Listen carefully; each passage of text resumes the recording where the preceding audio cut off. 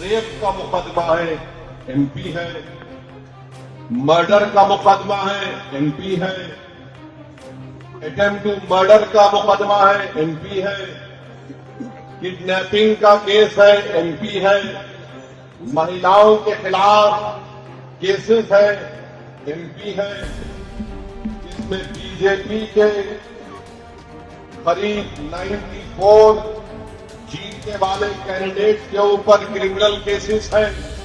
उन तमाम लोगों से मैं कह रहा हूं कि तुम चुल्लू भर पानी में डूब करो बेशर्मो।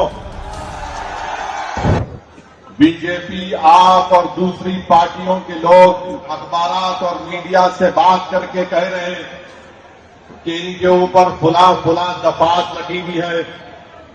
मैं उन लोगों से पूछना चाहता हूं, भारत की पार्लियामेंट में करीब 250 ऐसे एमपी जीत कर आए हैं जिन पर बहुत सीरियस क्रिमिनल केसेस हैं। 250 में से 170 के ऊपर रेप का मुकदमा है, एमपी है। मर्डर का मुकदमा है, एमपी है। अटेम्प्ट टू मर्डर का मुकदमा है, एमपी है। किडनैपिंग का केस है, एमपी है। महिलाओं के खिलाफ केसेस है, एमपी है।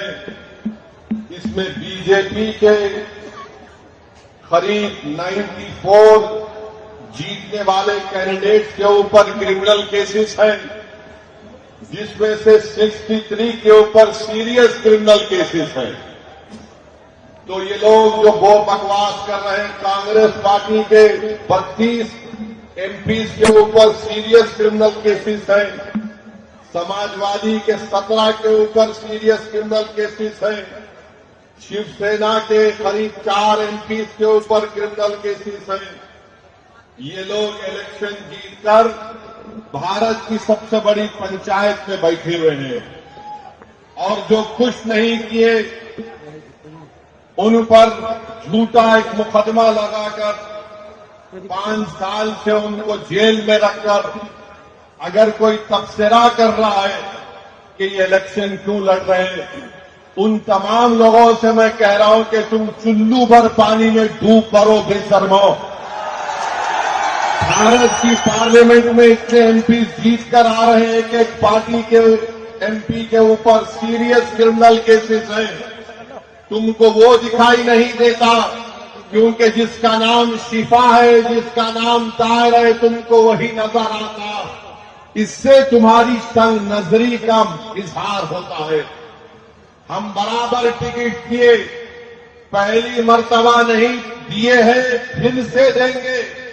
अगर जो कोई सरकारें किसी के ऊपर जुल्म करेगी और नाहक उनको जेल में डालेगी तो जमहूरियत का तकाजा ये भी है कि आप उन बेजुबानों की आवाज बने।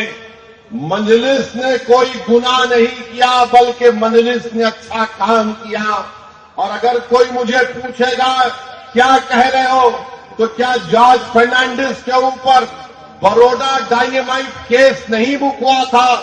बिहार के मुजफ्फरपुर से जेल में बैठकर जॉर्ज फर्नांडिस इलेक्शन जीते, तो इंशाअल्लाह ताला शिफा भी जेल में बैठकर ओखला का इलेक्शन जीतेगा और एमएलए बनेगा इंशाअल्लाह ताला। अब आप बताइए कि जो 5 साल से जेल में है, ना कोर्ट में कार्रवाई चलती है, ना मुकदमा खत्म होता है, ना विटनेसेस का एग्जामिनेशन होता है, मगर प्रोसेस एक पनिशमेंट बना दिया गया। शिफा जेल में क्यों है और केजरीवाल जेल के बाहर क्यों है? शिफा जेल में क्यों है?